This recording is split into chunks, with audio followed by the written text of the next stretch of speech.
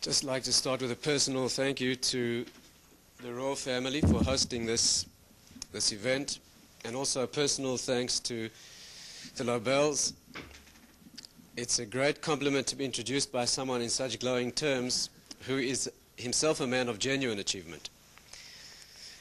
Not sure about mine, but let's try and take a look this evening at the subject. The suggestion for this evening's talk was that we look at the question of speech and its power, and the Jewish view, or the Torah insight, the Torah view of this tool of human speech and what it means.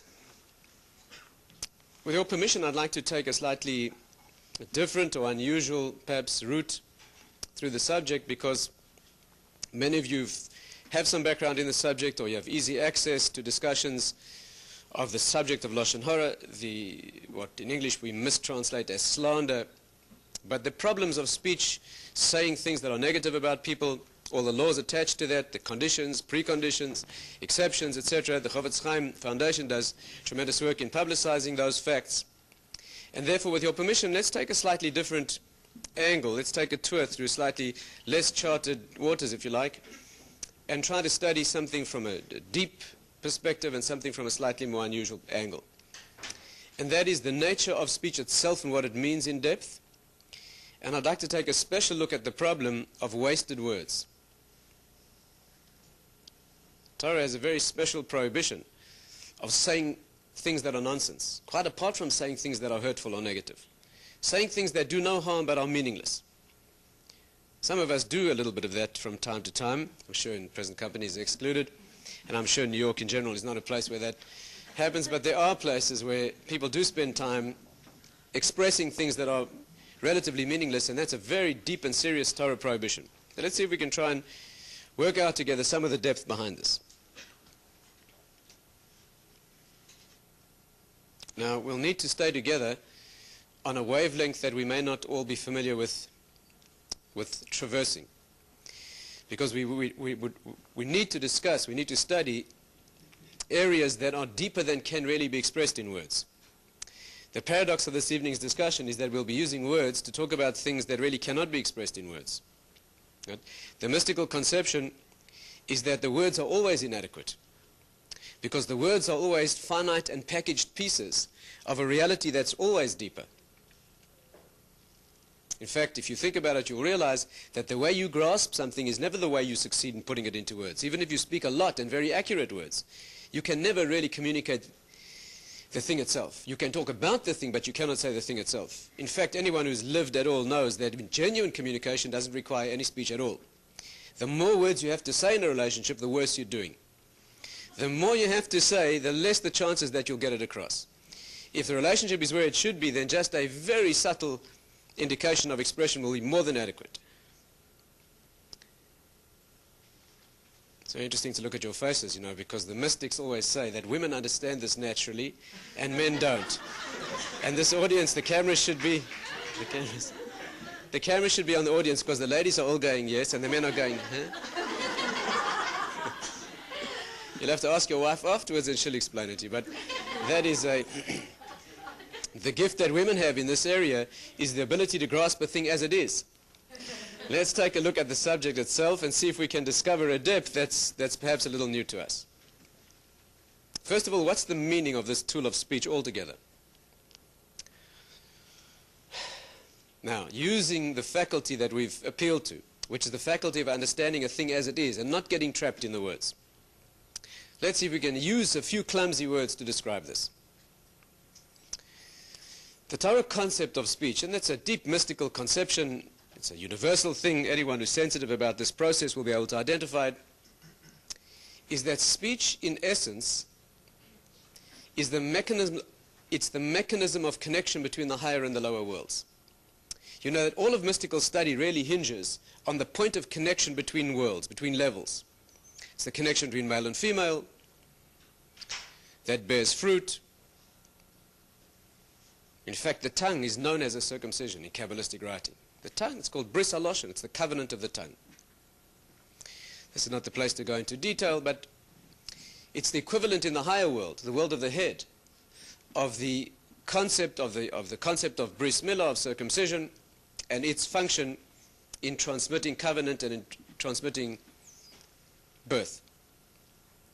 The difference is that in the body, the formation is that of the human body, that means of children, and in the higher world of speech, the transmission and the formation is that of students. By Avraham and Sarah, it says that the Torah refers to the people that they made, the souls whom they made in Haran. The simple translation would seem to suggest the children that they bore, but we know they did not have children. And of course what's being referred to is the people they taught. Because what the body produces in the lower world, the mouth produces in the higher world. In fact, that's one of the reasons why your relationship with your Rebbe is more intense than your relationship with your father. You know that the halacha is that if one's father's life is at risk, and one's Rebbe, one's Torah teacher's life is at risk, and you can save only one, you're obliged to save your Rebbe's life. Right? The reason is that he brings you into the higher world, whereas your father only brings you into the lower world. Of course, if you're not happy with that, then the way to neutralize that is that if you pay for your son's Torah education, if you pay for your children's Torah education, you then acquire the din of being his father and his Rebbe. So then he'd certainly have to save you first, which means that you have to put your money where your mouth is and send your children for a Torah education. But the idea of teaching, of speaking, is making a connection between the higher and the lower worlds. Let's try and look at that for a few moments and understand it better. Speech is really is a world of connections. Stay carefully with me. When I speak to you, what's happening is a connection is being forged between us. Something here which really cannot be put into words is somehow clumsily being packaged in words. It then transmits itself through the medium of space and physicality to you, and you then retranslate it into essence in your mind. That's a remarkable and absurd process. The Kuzari says that this is an absurdity, but that's the way the world works. It's a lesson in the connection between higher and lower worlds, between spirit and physicality. It's a connection between people, and it's a connection between ideas and practical application. What's in here has no revelation in the world. When I think something, you cannot experience it in the world. You cannot see it. There's no way, that doesn't have expression. But when I speak it out, and of course speech does not only mean that which the mouth does. Speech is any physical expression of that which I intend. It could be in writing, it could be in gesture. That is all speech. What I've done is connected the abstract spiritual world with the physical world of expression. In fact, for those who have some Hebrew background, you'll know that the word davar, dibur, speech in Hebrew is dibur. The root dabar in Hebrew does not mean speaking literally.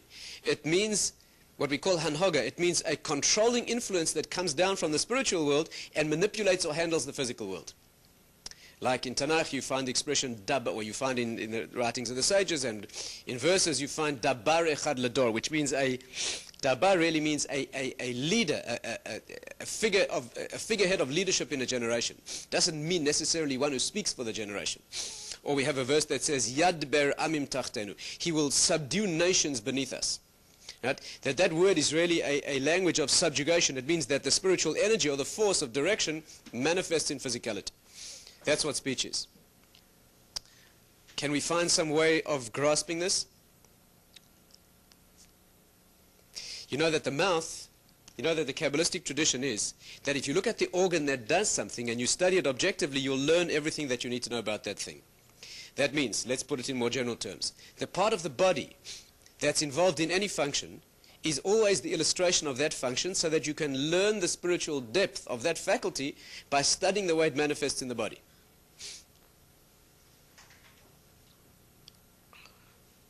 Every part of the body is an illustration of that. But we don't have time to go into that idea in general. But speech, let's take that as an example. The mouth, which is the organ of speech, has three functions. If you study it objectively and you observe the world, or you refer to Torah sources, you'll find that the mouth has three functions.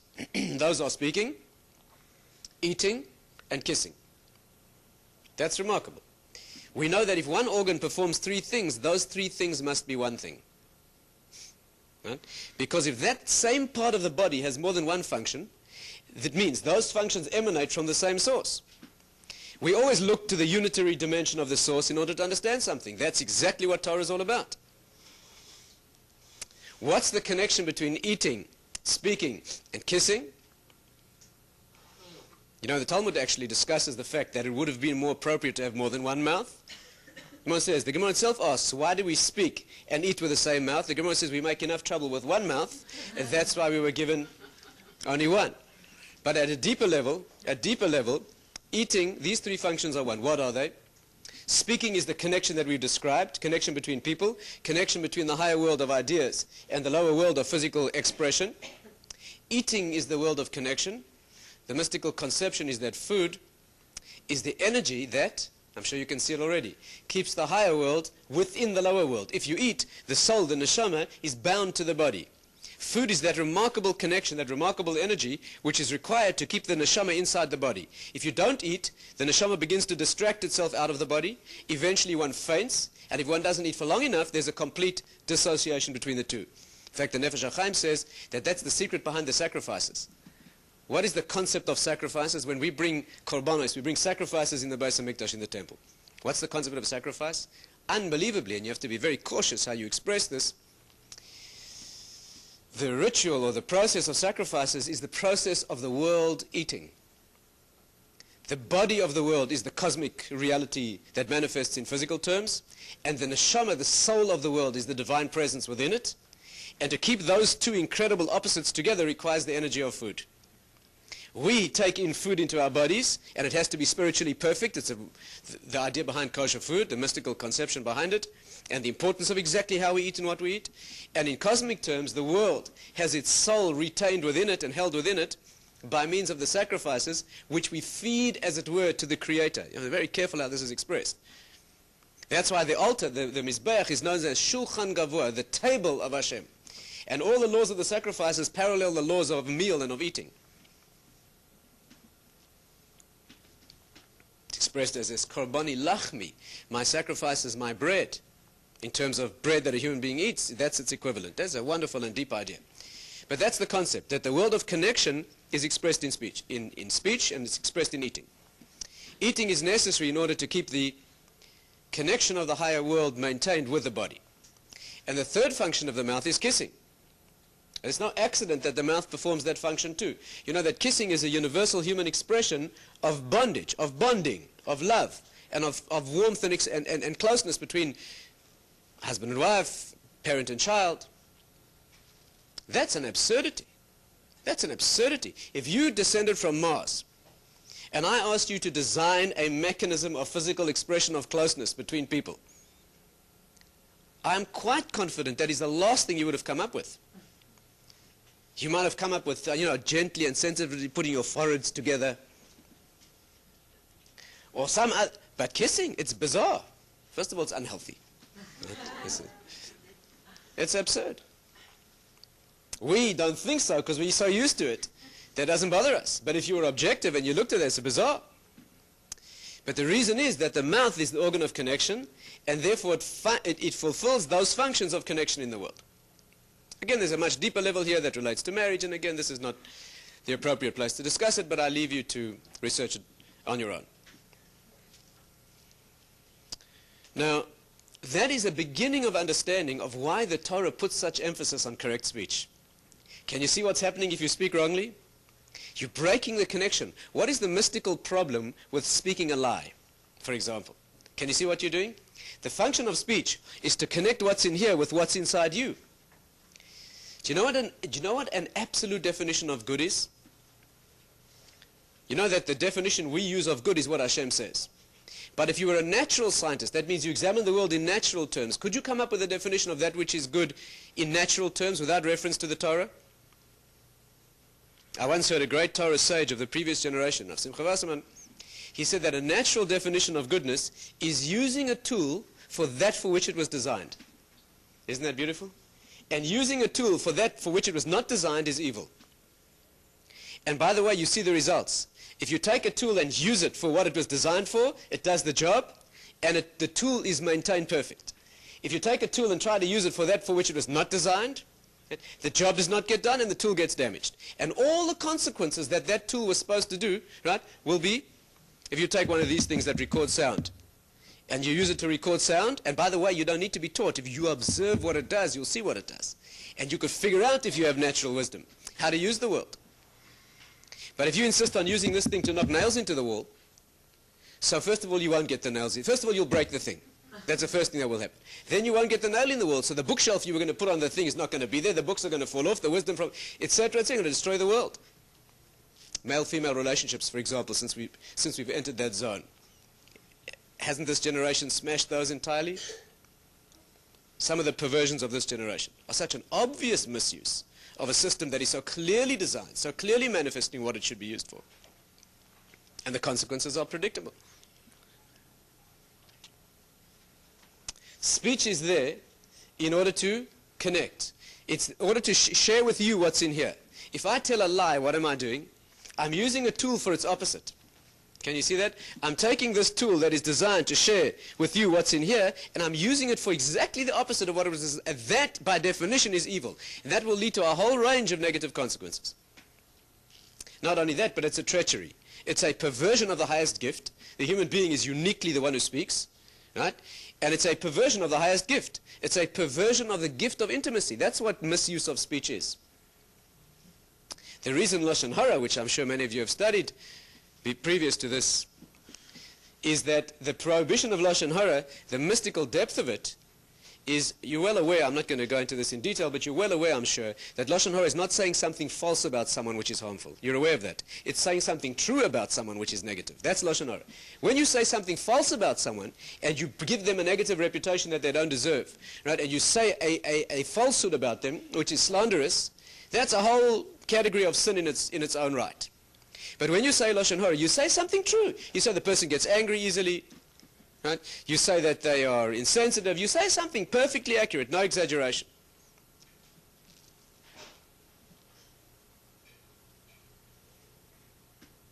If you say that the rabbi can't sing and that the chazan doesn't give a good drosha, that's pure Lashon Hara. If you say that the rabbi doesn't give a good drosha and the chazan can't sing, that's murder. Right? But that's a deeper level. But when you say a thing about someone that is accurate, perfectly accurate, and it's negative about them, they would not wish it said, that's Lashon Hara. Why is that such a negative? You know, the mystical sources say that it's worse than murder, idolatry, sexual immorality, in a certain sense. Why is it worse than those things? But can you see what's happening? When you say a thing, think together with me. What's worse about saying something negative about someone that's true than saying a lie about someone? The one dimension in which it's much worse. And you know why? Because when you say a lie about someone, you're not using speech. You're using what appears to be speech, but you're not using speech. When you say a lie about someone, you're not using the tool of speech. You're using a perversion of the tool of speech. Again, speech is communicating with you what's in here. If I say a lie, I've not used speech. I've perverted the tool of speech, and that's evil. But when I say Lashon Hara, I'm saying something to you that is true about someone else. That is speech, and I've betrayed it. And that's why Lashon Hara is worse in many ways than the sin of saying falsehood. Because I'm using genuine speech. I am sharing with you the truth. It's a correct communication, and it's damaging. So that's a much deeper treachery of the tool of speech than many others. And that, again, is a subject in its own right. We're just making some of these remarks as an introduction, a basic introduction to the area of speech. I hope we're beginning to feel together. And I presume you have no trouble understanding an accent, an English that has no accent. Right? After David's introduction, you were well used to it. So I'm sure you're with me. But we are here trying to study the center of this concept so we can see its ramifications, applications in Torah. You know, the idea continues, and it's an endless thing. We don't have time this evening to explore it in full. But let me share with you one more illustration. You know where speech originates? Here. Speech originates in the throat, correct? This is where the sound is produced. Actually, the mystics say that speech originates in its depth in the chest, because the breath is the vehicle of speech. Before you say any sound, you must say the sound of the breath. And that, of course, is why the word neshima in Hebrew, which means breath, and neshama, which means the soul, are almost the same word. That's a subject for another time. But speech itself, where the vocalization begins, takes place in the throat. Now, we learned already this evening that the part of the body, what did we study? The part of the body that manifests something is the lesson in what that thing does. You don't have to even look in a Torah source if you're sensitive to the world. Why does speech begin in the neck? There's no, again, if you have the misfortune to be brought up in a pattern of Western thinking, So then you think that it's a genetic evolutionary accident. It's random. Once when you were a gorilla, you grunted, or whatever else it was you were doing in the trees, and that kind of got left with you till now, so you're still grunting. But that is not the way a Jew looks at the world. A Ben Torah doesn't look at the world that way. If a certain part of the body does something, we understand it was designed to do that thing, and it's very specific. What's remarkable about the neck? The neck is the organ of connection between the higher world and the lower world. Thank you. Vodka? Next one. Thank you. The neck is the organ of connection between the higher world and the lower world. Is that correct? And therefore speech, which is the function of connection between higher and lower worlds, originates in the neck. You know, your head you didn't have to have a neck. You know, you could have been like this. Yeah. It's the connection. The mystics go even further, of course. Speech is produced not only in the neck, but in the front of the neck. You know that Kabbalistically, the front of any function, the front of any organ, the front of any part of the body is always its side of elevation and spirituality. And the back is always the side of darkness and negativity. The front is always that which manifests the personality, the internality. You know what the front is called in Hebrew? Panim. Panim is the face. Do you know that the same word in Hebrew is pnim, which means the inside? It's one of those remarkable Hebrew words. Hebrew has many words in which a word has the same meaning and its opposite. It has one meaning and its opposite inherent in the same word. That's remarkable and unique to Hebrew. The word panim means the outer face, and pnim means the internality. And the connection is that the place you see the internality most sharply is in the face. It's, for example, why the face does not get clothed. We do not clothe it because there's no shame in the face. The body is clothed because it's subject to shame. The face retains its original spirituality. That level where Adam and Chava were unclothed and not ashamed. Why? Because the externality, the beauty of their bodies reflected the internality. There was no reason to hide the body. When you looked at their bodies, you saw the internality, you saw the spirit. They were incandescent with spirituality. Today, when you look at a human being, you see an animal. If you look very, very carefully at a human being, you see a faint glow someplace, usually on the face, what's called ziv upon him, that shows you that this is not an animal. But Adam and Chava, the original generation, the original formation, the original human beings who lived, when you looked at them, you saw only the spirit. You saw a luminescent spirituality. And if you looked very carefully, you made out the wisp of a body. And therefore, they wore no clothes, because the clothes are a sign of shame. We use them in the opposite capacity as a sign of dignity. That's how we turn it into sanctity. And that's why this generation is so badly clothed, by the way. Not accidental at all. Clothes, you know what the Hebrew word? We're going to digress here for a moment. You know what the Hebrew word for a garment is? Beged. You know what beged is? The same word as treachery. And you know what beged is? If you take the aleph base in Hebrew, it goes aleph base gimel daled, right? First you have the aleph, which is the ethereal, ephemeral, transcendent letter of perfection. That's why it has no sound in the world. And aleph is always the divine letter. And aleph is made of 2 yuds and a vav. 26, the number of Hashem's name. Right? The yud, the 10 higher dimensions, the 10 highest spiritual elements reflected in their mirror image in the world, joined by the letter of connection. A vav in Hebrew is the hook. Vav means a hook. Vav is the letter that means and in Hebrew, which is conjunction letter. So aleph, right? And what does the word aleph mean? Aleph in Hebrew means to elevate spiritually, to train or to teach. Aluf is the highest rank in the military system. Aleph is the highest number in the decimal system. By the way, the words elevate and elephant are directly derived from the Hebrew. English is directly derived from Hebrew on a Kabbalistic level. But for that, you'll have to invite me back another time. We don't have time for that. But that's the idea. Aleph is the ephemeral letter of spirituality. And immediately after the Aleph appears in the world, you have Beis Gimel Dalet, Beged, the garment that clothes the spiritual light, and of course betrays it. The garment is the place of treachery. The garment can be the garment of one team or army, while the wearer is belonging to the other. So it's the hider of shame. And in case you think it's accidental and, you know, imaginative, the other word for a garment in Hebrew is levush. And the Medaktikim, those who comment on this level of Hebrew, say that the word levush is lobush, not to be ashamed. Same thing. Ma'il, by the way, an outer garment is called a ma'il in Hebrew. Ma'il is the same word as ma'ila. You know what Me'ila is? The sin of going into the temple and taking out the holy things for profane use. Treachery of the spiritual world being brought into the external world. All the same idea. These are all connections of the concept of an internality being connected to an externality and done correctly, and being betrayed in being done incorrectly. The front of a thing is always the side of spirituality. Right? And therefore the voice is produced in the front of the throat. The back is always the side that is the side of darkness, of excretion, of negativity, of non-recognizability. You know, you recognize, the halacha is that a person has to be recognized in situations where we need testimony in identification of a person. It always has to be done from the face. And by the way, it's the only place you can identify someone. You know that? You know how you recognize someone? By their face. The hands are also very expressive, but not good enough to identify the person. And the back of the head and the back of the neck are very, very close, but not good enough. How often have you walked up to someone and given them a mighty slap on the back, believing they were an old friend? Right? And when they turn around, you have a very uncomfortable feeling because they're not. Right? You think you can identify someone from the back, but it's not correct. But from the face, there's a remarkable sense. In animals, it's not so. You know that? You cannot identify an animal uniquely by his face, unless he has some outstanding feature. But a human being, even identical twins, if you're sensitive, can be told apart by the face. So the front is always the side of spirituality, and the back is the side of darkness.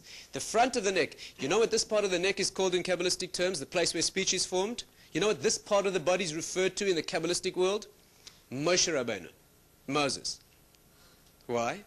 Wasn't he the voice of the world? Wasn't he the mouthpiece, the channel through which Torah is brought to the world? Shechina medaberes mitoich Korona shel Moshe. The Shechina, the divine presence, speaks through the throat of Moses. The throat is always the point of origin of speech. You know, when Hashem commands the prophet to go and call out in prophecy, he says, Kra begaron al tachsoich. Cry out in your throat, do not hold back. That's not how you talk about speech. If I command you to speak, don't I refer to the mouth? You hear the problem. Why does the Torah refer to prophecy and target the throat? You know what's being said? Speech is with the mouth, but prophecy is with the point of origin of speech, much deeper. And therefore it's the voice itself that speaks in prophecy. You remember when Avram Avinu, you remember when Abraham and Sarah, she discerned the difference between Yishmael and Yitzchak? Yishmael, who was negative, a negative influence, and she wanted him banished from the house. And Avram Avinu didn't understand that she was right. And of course, having that woman's insight into personality, that's uniquely her gift, and especially into children, God himself had to tell Abraham to listen to her. But you know what the words are in the Torah? Shma b'koila, listen to her voice. So if you read Torah in a superficial, careless manner, you think it means listen to what she's saying. But the Torah doesn't use words carelessly. It does not say listen to her words. It says listen to her voice. Surely the right thing is to say listen to her words. When you're talking about prophecy, you don't talk about words. You talk about the origin of words. You talk about the voice itself. Because that's the source out of which the words well. The words are always inadequate. The words are always finite packages. The voice itself, that could express something. No amount of words could ever express the potency and the meaning of the scream of a child in the night.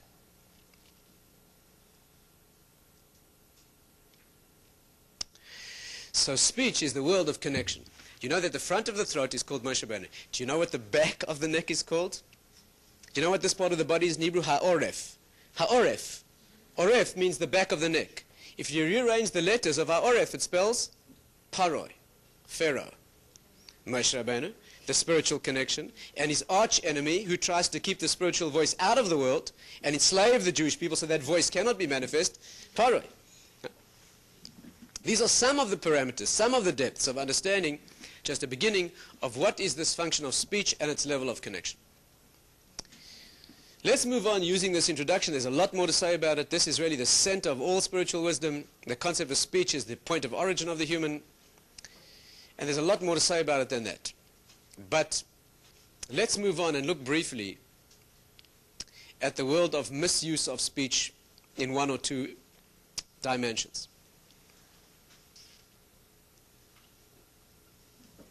You know that the way to train this faculty, of course, do you know what the way to train speech is? Silence. Because silence is the vehicle of expressing what is really meant. And therefore the exercise of training communication is not to speak.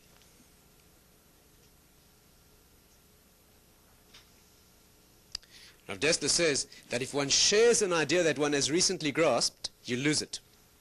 You know that? You hear that? If you learn something in Torah, you learn something deep in wisdom, if you share it before it's settled, if you share it, if you spit it out, right, before you've taken it in properly, you lose it. Rav Simcha Zissel once waited 25 years after coming upon a tremendous Torah Chiddush before sharing it with his students. He felt he would risk losing it if he expressed it, right? And he waited for 25 years for it to settle. A brilliant piece of Torah. He waited for it to settle before he could dare risk speaking it. Why do you lose it if you speak it? Because if you can bring it down to the finite packages of little words, so then it's descended from the dimension of what it genuinely is. That's a message this generation needs. Right? This is a generation, and I imagine that not far from here are some of the points of origin of a lot of the empty words that are spat out into this world. You know what the Maharal says? The Maharal says that Moshe Rabbeinu, Moses, had a speech defect. He had a speech defect. So the pathetic and brutal anti-Semitic nonsense that's taught is that he had an imperfection. Probably had a psychological problem. Probably when he's 3, his father insulted him. Didn't ask him if school was fun.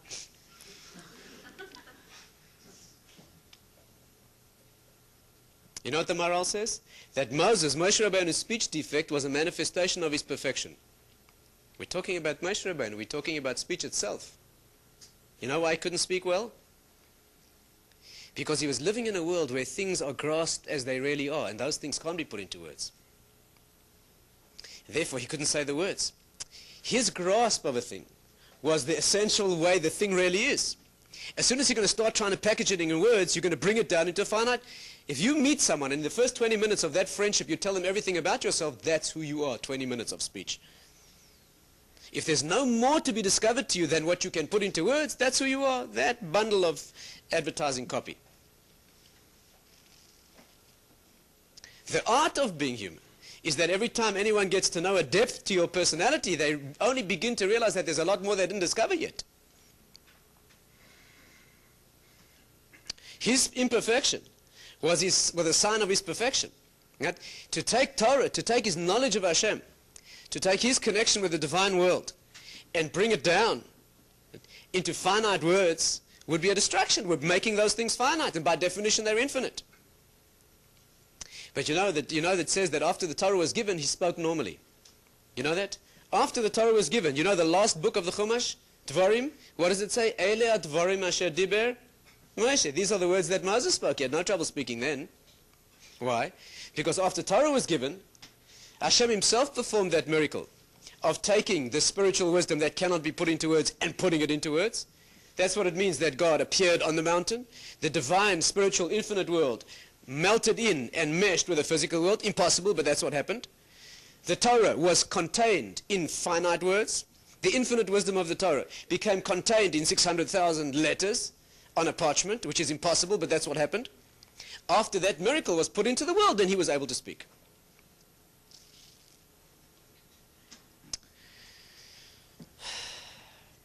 Let's try. Do you have a little energy to take us a little further?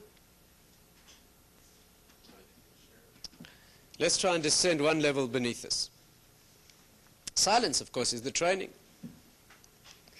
of being able to conceptualize depth before one attempts to bring it down into that which can be expressed. The parallel in the personality is capturing in your own life a depth that is so far more intense than that which you can express that there's a hope of achieving some level of spirituality. You know, a remarkable illustration, I'd like to share with you a remarkable illustration of this. If you look in Pasha Shmini, the Haftarah, you'll see a remarkable description there. It's an incident in Tanakh. We happen to read it then as that Haftarah. You know that a remarkable incident occurs over there. Again, stand well. This is one of those remarkable illustrations.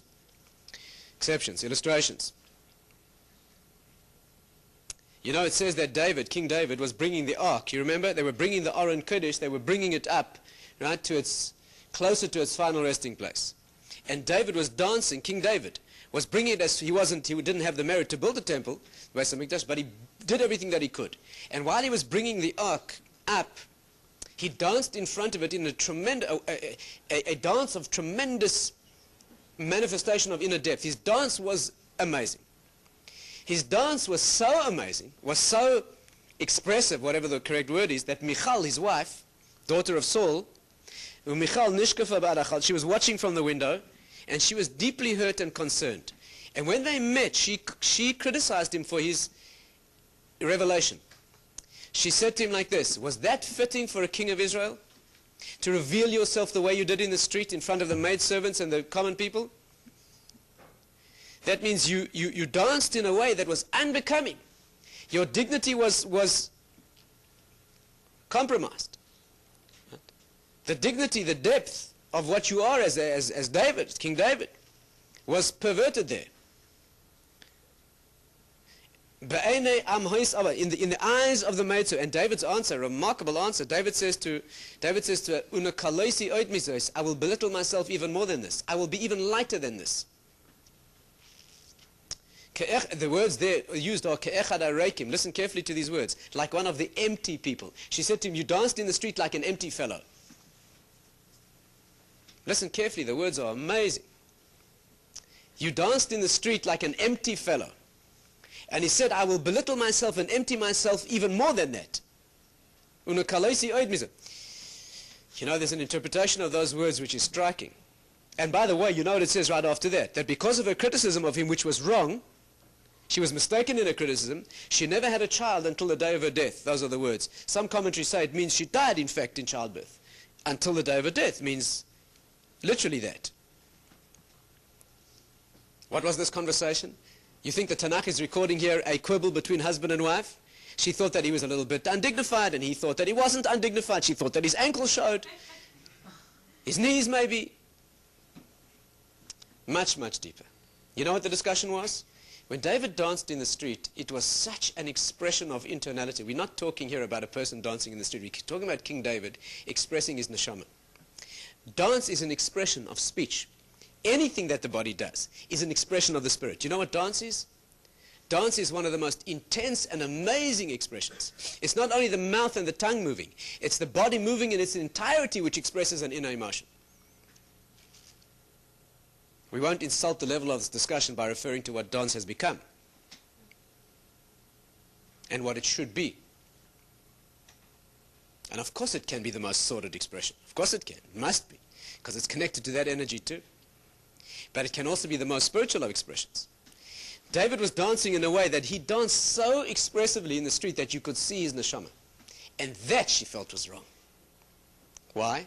Because the obligation of a human being is that there should always be more hidden than that which is revealed.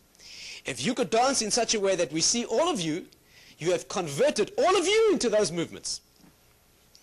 There must always be a well, an unquenchable well of depth that goes beyond that which can be expressed. And when he expressed himself entirely, so she felt he transgressed that prohibition of translating your inner dimension into physical expression. And David's words, and listen to the words, ke'echad hareikim, like one of the empty fellows. You emptied yourself entirely. You spat out into physical expression so much of yourself that there was nothing left. And what was David's answer? You think that's all there is? You think that what I showed out there is everything that there is? It's only a small part of what remains hidden. She was wrong about it. And it could be that her dying in childbirth was a midah keneged midah, to bring life into the world, to bring the spiritual dimension from the hidden into the revealed. Right? She had to learn through that, as it were, to re-correct the level that she had. We're talking about people at a very, this is not criticism, of course, we're talking about people of cosmic dimensions here. We're talking about imperfections that we would not be able to grasp even. That is the beginning of a discussion of speech and its potency, of the energies that have to be retained behind speech. Let's look at this problem of empty words. You better hold on to your seats for this because it gets a little rough, a little frightening. You know that the prohibition of what's called dvarim batalim. Dvarim batalim means wasted words. Of course, we should all realize from the preceding discussion that we're not only talking about words. Dvarim batalim really means any expression of who you are that is to waste. any action of the body or any time that you spent, which is not an expression of internality correctly applied. And that's called Dvarim Batali. But in its primary form, in its classic form, let's say, in its model, it is talking nonsense. Stay with me carefully, because we have to descend into levels here that are remarkably deep, as far as we're able, as far as our hand can reach. You know, wasting words. First of all, it's a tremendous Torah prohibition. Do you know that the Gaon of Vilna says that there's a special dimension of punishment in the world to come for wasted words? You know that? You know, we have a dimension called Gehenna. You know, Gehenna is the dimension of suffering or punishment in the afterlife, or retribution, or correction, whatever you want to call it. There's a special form of Gehenna for the words you spoke that were meaningless. It's called Kaf HaKela. Kaf HaKela. You know what that means? I don't know how you translate it in English, but Kaf HaKela means the cup of the slingshot. You know, a slingshot has a expansible, stretchable part, and it has the part that holds the projectile. That part is called kaf, the spoon or the cup, Kaf HaKela. That is what a neshama experiences, a Gehenna that's got that name for wasted words. And the Gaon of Vilna says, for every word you wasted, in the next world you have to be flung from one end of the cosmic universe to the other. Why? Why? What does this mean? You know, we have a concept that correction in the next world, every form of correction is always midah keneged midah, exactly appropriate to the sin or the crime or the damage. The reason, of course, is because it must be a correction, and therefore it must target exactly the problem that occurred. So why is wasted words, why is that sin expressing itself in its punishment as being flung from one end? Do you know what the deeper commentaries say? That this punishment is the experience, listen well, of the neshama being flung from one place to another, having a sense of arriving at its destination, and as it's about to arrive, being flung again to some other place. And as it's about to rest at that point of dimension, of destination, it's then flung again. And that's the constant experience. Why is that bizarre experience the appropriate punishment for wasted words? Well, I'm sure you can work it out for yourself. What are wasted words? Taking the prime energy, the primary energy of the human being, to translate what you are in potential and bring it into expression in the actual. And you're wasting that. You're going someplace but getting nowhere. You're taking the tool of the voyage and you're not going any place with it. You're not just doing nothing. You're perverting and betraying the agency of traveling. Words are there to express yourself, to bring you down from your world of potential, everything your body does in the world. You don't have a limited time to do it. You have however many years you're given. You're very finite and limited. You have to bring down everything that you could be into what you should be. So when you take the tool of achievement and you use it to go nowhere, so the punishment will be a journey that goes nowhere.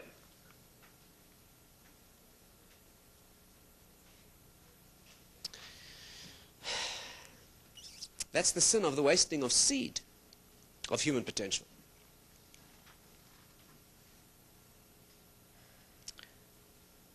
The question we have to ask now is, why is speaking nonsense such an attraction? Why is it so pleasurable? People do it all the time. People make a special point of doing it. People go and sit for 4 or 5 hours together and talk nonsense. I'm not talking about forbidden speech. People are careful with their speech. Never say anything negative about anybody else. What do people get together and, what do they call it here? Chew the fat? Shoot the breeze. Talk nonsense. What could be more stupid? Imagine spending 6 hours talking to a friend, and you know what happens? People get together. Men, of course, are completely women. People think women are worse, but men are bizarre. Men will spend 6 hours speaking about sports statistics from 1930, who knows what. What difference does it make? Who hit how many, whatever it was in whatever it was, for pity's sake. But what's even more remarkable about the fact that they do it is the fact that it feels so good. That's a deep problem. What does that mean? People will go and sit. You know how it usually goes? People go out. They go out for dinner. They go out someplace. They sit together. 4, 5, 6 hours. 2 hours, whatever it is.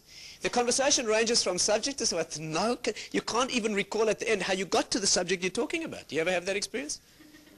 Complete random association, one nonsense after another. And absolutely nothing's been achieved. And it feels marvelous.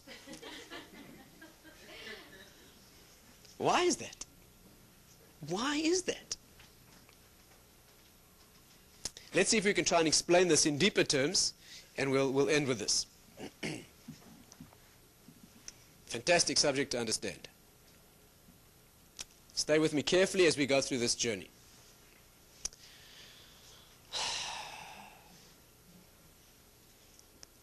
You know that speech has a higher form, and that's what we call nevuah, prophecy. Niv svasaim means niv really means the production in the sense of produce, right? Tenuvah, you know the Hebrew, you know the Israeli produce company, Tenuvah. The root is niv. Niv means, Tenuvah means the produce of the earth, right? Niv svasaim means the produce of the lips. Nevuah means the welling up of a higher wisdom, or a deeper wisdom into manifestation, a much deeper wisdom.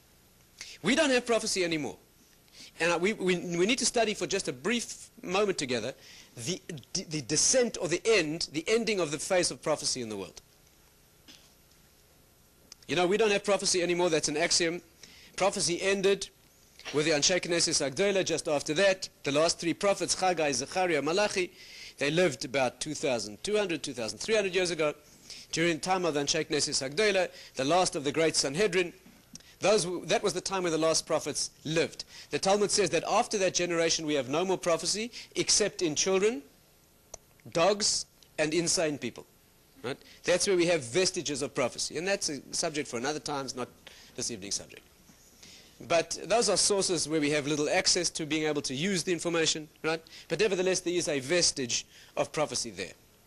However, prophecy in its clear manifestation we don't have anymore. What happened that ended prophecy? What happened? Stay with me carefully. The Gemara says the following thing. The Talmud says this.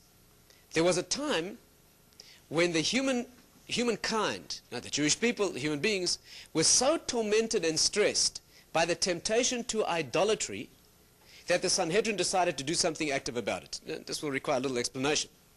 You know, today idolatry is a bizarre thing for us to understand. What on earth would anybody want doing, bowing down to some figment of his imagination? It's much more than that. Those figments of the imagination are only symbols in the world of something much higher. And that is a whole discussion which we don't have time for now.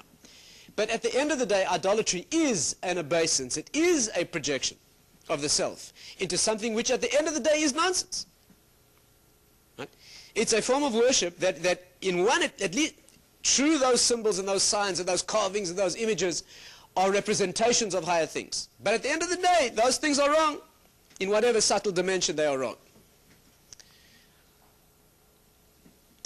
There was such a temptation for people to bow down to idols that it was winning the battle. The temptation was outstripping people's ability to cope with it. Right? It was, in fact, the most powerful temptation that there was. And the Sanhedrin decided to do something active to, if you like, exorcise it from human consciousness. We can't understand that today because we don't have it. The Sanhedrin removed from our consciousness the desire to worship idols in its crude and primary form. But the Talmud says it was an unbelievable power. I don't know if you recall, there's a section in the Talmud where Rav Ashi one day, Rav Ashi was one of the Amoraim. In the generation long after prophecy had ended, already more than a century or two after prophecy ended, more than that, 3, 4 centuries, 5. Rav Ashi once went into the Beis Medrash and he said, Niftach bechavroi. Let's talk about, in English, the only word you could possibly use. He was talking about the king Menashe. Menashe was a great king of Israel who fell into idolatrous ways. So when Rav Ashi wanted to give a shir about this great king Menashe, who had become an idolater and a leader of idolatry, he wanted to belittle him. Because the din is that mockery is appropriate for idolatry.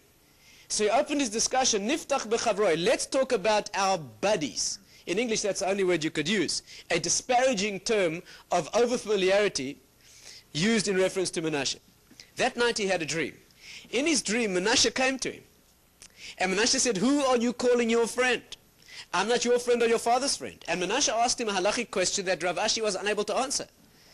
So Rav Ashi turned to Menashe and said to him, he was amazed. He said, if you're that great halachically, if your Torah wisdom is that deep, that you know things I don't, how come you fell into idolatry? There's such a stupidity. Menashe said to him, in our day, the temptation to idolatry was so intense that had you been there, you would have noticed that we at least walked to it in delicate fashion. You would have lifted your skirts to run to idolatry. The temptation would have been so irresistible. When Rav Ashi heard that, the next day he went to the Beis Midrash and he said, Niftach berav Ravoi, let's speak about our teachers. What happened? There was a tremendous temptation to idolatry, and it was removed from the world. How did it happen? You know, of course, we have to understand this. The greatest temptation that the human being could have, of course, is the source of your greatest reward. If you overcome the most severe temptation possible, your growth is the maximum that it could be. But the Sanhedrin felt, those incredible and great leaders of the Jewish people, they felt that people were losing the battle. And therefore it was better off not to have the ordeal and not to have its reward. Because if you're going to lose the ordeal, you're not going to get the reward. So they decided to perform surgery. Again, these concepts are way out of our league. But let's study what we can grasp of them. They decided to perform surgery on the human consciousness, on the human psyche, and to remove its draw to idolatry. So they got together and they performed that mystical ceremony. They used the divine names and they called up the Yetzer for Avodah Zarah. They called up the human drive for idolatry. And it came flaming out of where? The Kodesh Kodashim, the Holy of Holies in the temple. That's where it was living. And they killed it. They destroyed it. And it left the world. Why was it living there? What is this greatest temptation to the lowliest function that a human being is capable of? Living in the holiest place on earth? Can you feel the meaning? Because it's the same faculty and the same organ that makes you wish to transcend. What is the drive to idolatry? Isn't it to go beyond the self and worship that which is beyond? The faculty that wants to do that is the same faculty that worships Hashem. Only it's misdirected. It was the same organ. Can you feel this? There's a desire to transcend and melt into that which is greater. Done correctly, it's avodas Hashem. It's a melting in and a transcendence into a higher level. Done incorrectly, it's a perversion into idolatry, but it's the same organ. And therefore the place that it obviously was manifest was in the holiest place on earth, because that's the lowliest manifestation of the same function. So that's where it came from, and that's what they did, and they killed it. And as soon as they killed, listen well, as soon as they killed the drive to idolatry, you know what died instantly? Prophecy. What is prophecy? The ability to communicate directly with a transcendent reality. And if you take the organ out of the mind that does that, you lose the drive to idolatry, but you lose prophecy too. They knew they were doing that. That was the consequence, and that's what they did. Just to get a slightly deeper feel for this. It's marvelous, these ideas, and it makes you want to go to yeshiva, doesn't it?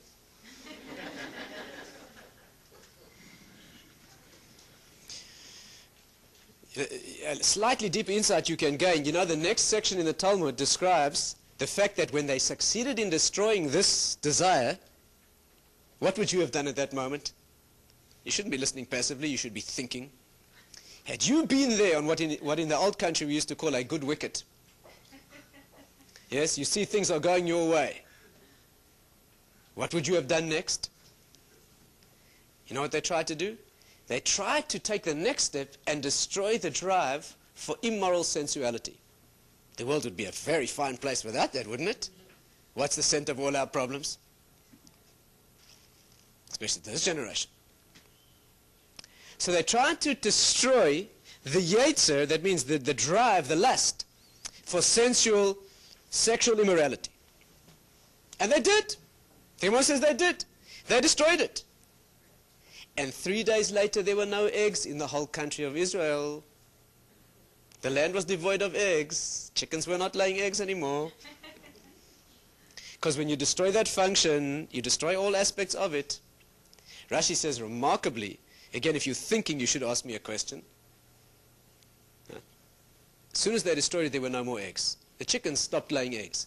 You should say to me, but what about the eggs that were already in the chickens? Eggs take a while. They form in the chicken. And over a process of days, they are then laid. So if the heat of the desire for reproduction had left the world, but at least the eggs that were already within the chicken should have been laid. Good question, no? Rashi says even that didn't happen because the body heat of the animals dropped. So the process of development of their own, that's what happened to the world. So the rabbis hurriedly brought it back because that would have been the end of the human race. The Gemara says, but when what would you have done? Think with me. They destroyed it. No more desire in this area. The end of all reproduction. What would you have done? They tried to bring it back, that a man should have this desire, but only for his wife, and for no one else. And from heaven they got a message. Min shemaya lo yahavi palga. From heaven they don't give halves. You either have it or you don't have it. It's an organ, it's a function, it's a faculty. You either have it or you don't.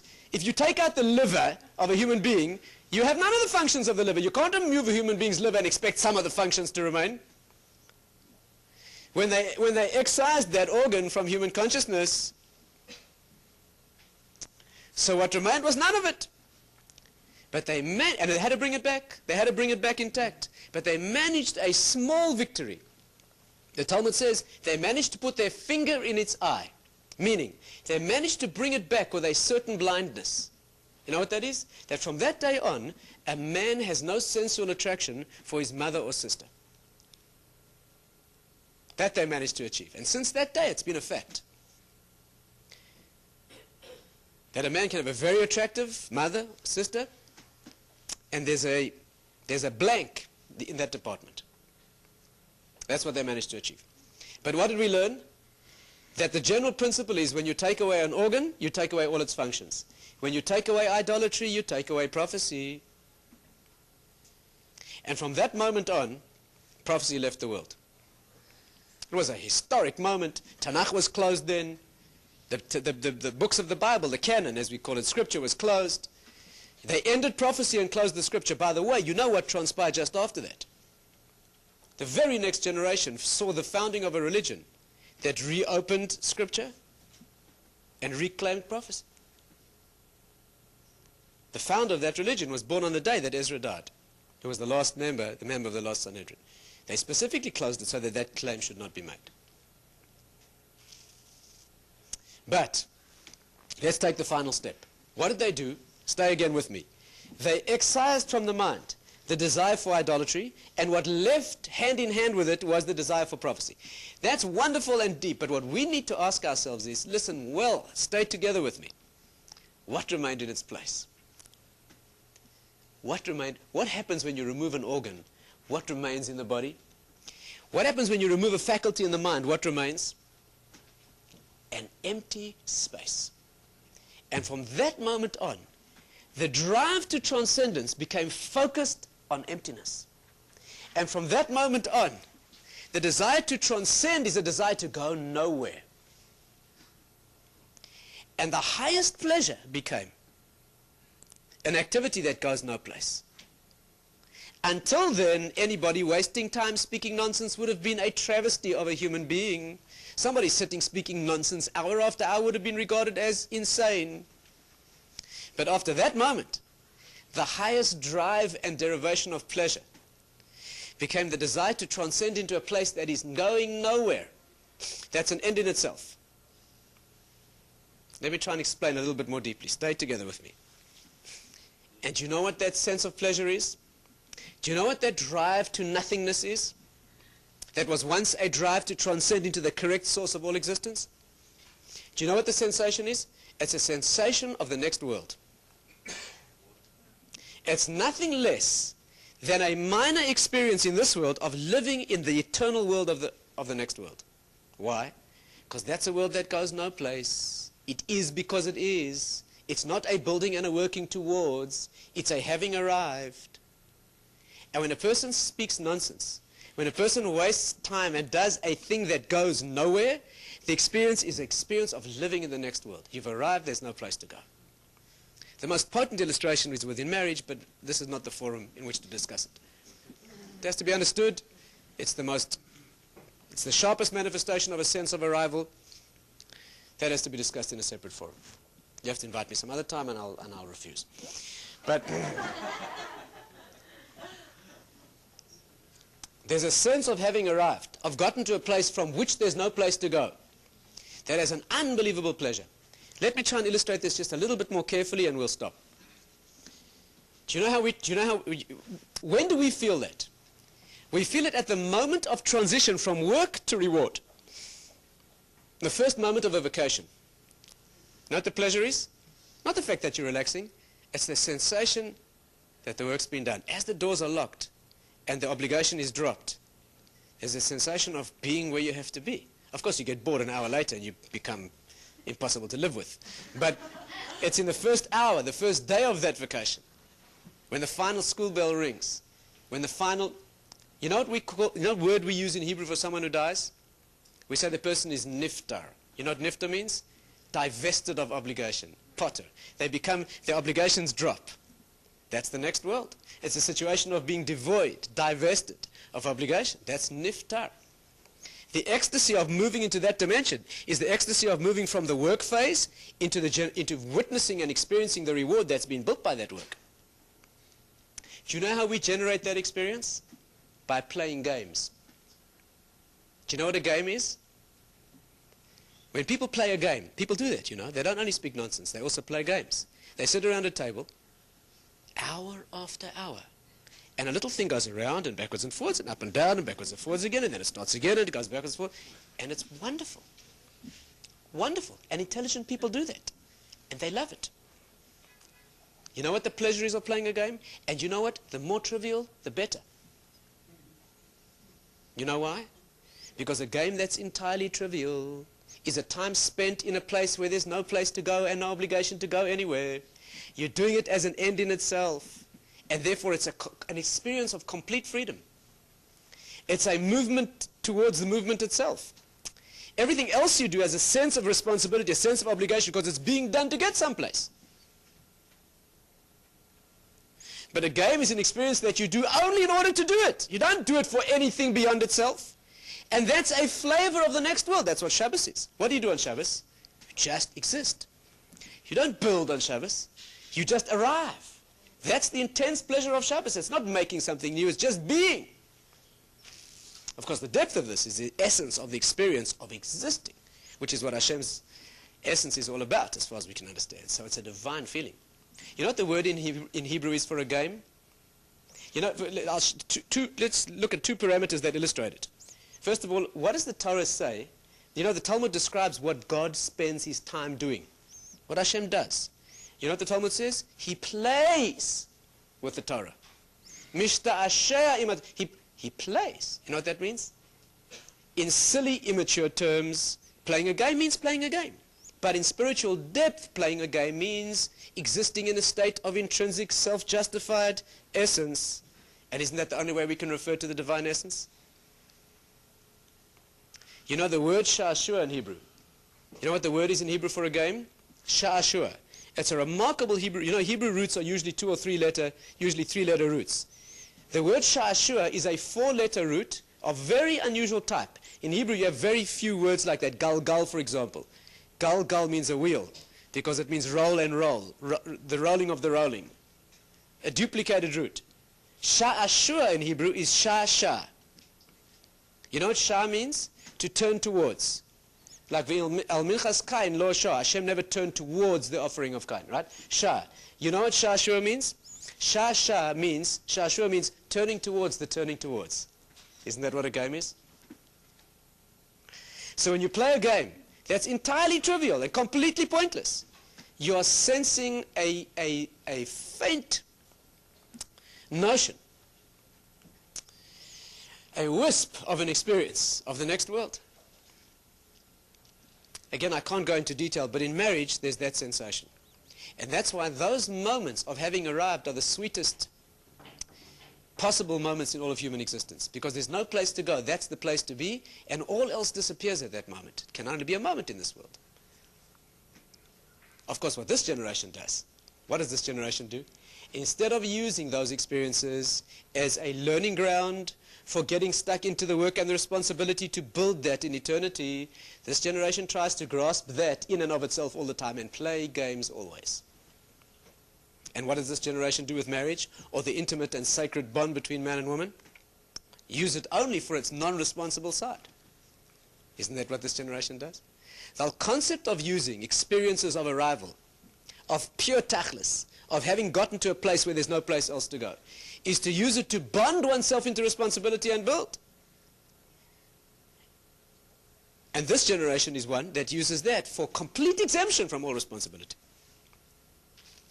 The intimate bond between man and woman is the most intense and elevated experience that there can be. You know, the great Mashgiach of Mir used to say a beautiful illustration of this generation's evil in this department. Again, I can't go into a lot of detail, but I'll just refer to it for you. It's worth pointing out. He used to say this, you know, why does Hashem make that intimacy between man and woman so sweet, so powerfully attractive? Because it's the most important thing there is. And we said before, if that doesn't exist, you have no human beings. And when he has his most important work, he puts his most sweet, his sweetest drawer. Right? That's how it works. And then he said a mashal like this, beautiful mashal. When a mother wants her child to eat bread, you know what she does? She puts honey on the bread. You know why? The mother wants the child to eat the bread, so she's prepared to put honey on. The child wants the honey, so he's prepared to eat the bread. And it's a deal. That's how it goes. She's not interested in the honey. She does it so the child eats the bread. The child's not interested in the bread, but he eats the bread so that he can get the honey. But a schlechte kind, you know what a bad child does? Licks off the honey and throws the bread away. And that's what this generation does. Longs to live in the world of nonsense and complete irresponsibility and transcendence for its own sake without the responsibility, without the work. And that is an introduction to the concept of wasting words, wasting time, the higher world of speech, creation in the lower world, all those parallels. That is the problem of Dvarim B'Teilim. That is the problem of wasting the seed of speech and creative energy. That's its problem. That's why it has such a potent effect in the world of eternity, because it's a betrayal of that mechanism of achieving eternity. And that is a beginning of introduction, a beginning of an introduction to the area of speech within Torah, the concept of meaningful speech, wasted speech, higher speech, which is prophecy, the exercise of silence in order to be able to develop the depth of that speech. And the message we need to take home, of course, is guard your tongue, learn to say words only that are meaningful, learn to make much more silence than noise. That is the exercise that we have to do. If we can generate that, we will be able to learn how to make every word count and how to be able to translate the world of the finite into the world of the infinite.